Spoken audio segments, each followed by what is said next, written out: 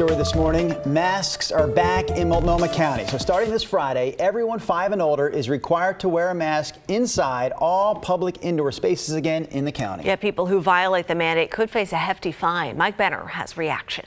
The owner of Bar West on Northwest 21st says the last year and a half has been anything but easy. There's just something every day. Yeah.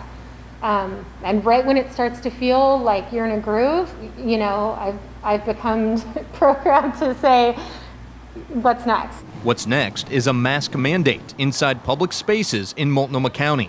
It's something Summer Triato of Bar West welcomes with open arms. So I think, you know, it was too soon. A lot of us felt that way. It was too soon to do away with the indoor mask mandate, and I'm happy to see that we're getting some support on the county level. I'd like to see more of it. If this is mandate. At a virtual press conference Monday afternoon, county leaders explained that the indoor mask mandate that goes into effect on Friday the 13th will apply to everyone 5 and older, regardless of vaccination status. We'll enforce this mandate like we do our tobacco regulations. The process will be complaint-driven and will involve a series of escalating steps from education on up to a $1,000 fine.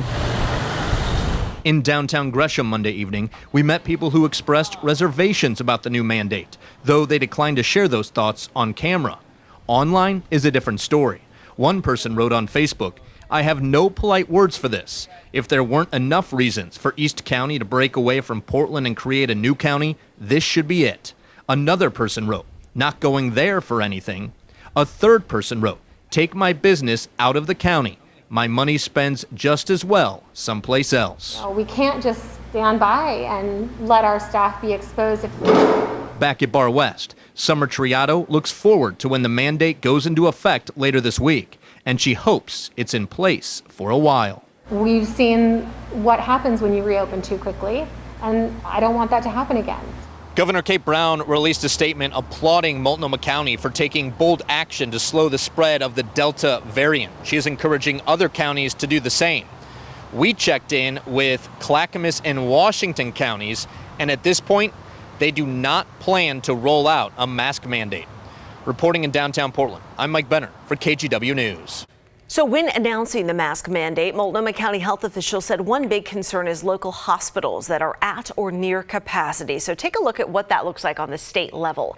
This graph shows the number of people in the hospital with confirmed cases. It's 575 around the state right now.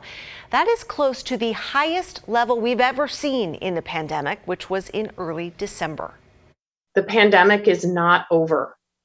Please encourage your family members, your friends, co-workers to get vaccinated and to wear masks.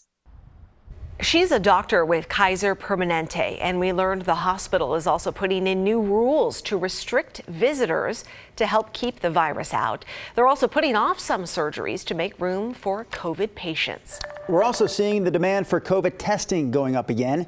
We checked in with GS Labs in Lake Oswego, where one employee told us they've been busier for a few weeks now. And OHSU says walk-ins have increased to the point where appointments are required again to get a test at any of its clinic sites. Along those same lines, OHSU's Dr. Donna Hansel told us it's still important for people with COVID-like symptoms to get tested, even if they've been vaccinated.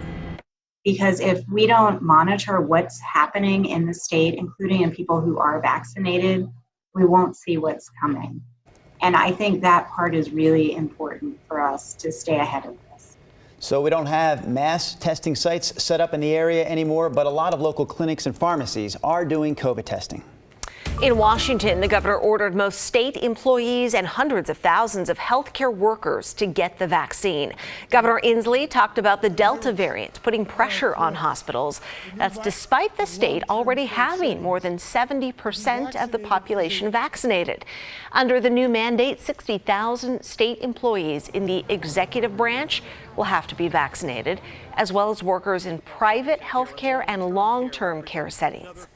Unfortunately, we still have far too many of our fellow Washingtonians who have not gotten their vaccine thus far. They are not just unvaccinated, they are unprotected. And they are a big reason why our state is once again seeing a dramatic rise in COVID-19 cases. So the only exemptions for this will be religious or medical reasons. All right, we want to get to a few other non-COVID headlines this morning, starting with U.S. Labor Secretary Marty Walsh, who will be in Oregon today to tour a workforce training center in Springfield. He'll be joined there by Congressman Peter DeFazio. This center is for union members training for jobs not only here in Oregon, but also around the country. The tour will highlight the impact that President Biden's Build Back Better plan has had on the center in areas like workforce development and job creation. That tour starts at 9:45 this morning. Portland police say the city had 150 shootings in July, the most in 1 month since police started recording those numbers in 2018. July also saw 50 injuries from guns in Portland, 11 more than we saw in June. Across the entire state, meanwhile, police in Oregon have been involved in 23 shootings so far this year. The record, for lack of a better word, was set in 2018 when police across the state shot 37 people. And despite Canada opening its borders yesterday, the marine border will remain closed. So that means the popular Washington to BC Victoria Clipper service is still not available. The Clipper says once a reopening date is set, then they'll start booking passengers again. And those are some of our Tuesday morning headlines. The second largest wildfire in the country is almost 100% contained. The Bootleg Fire in Klamath County is more than 413,000 acres. It's 96% contained. Firefighters continue to mop up the northeast part of the fire. They're also patrolling the control lines and removing equipment that's no longer needed. While no one is still allowed in the area where the flames burned, evacuation orders are ending. Crews are waiting to see how this week plays out as strong winds and warm weather continue down in the southern part of the state.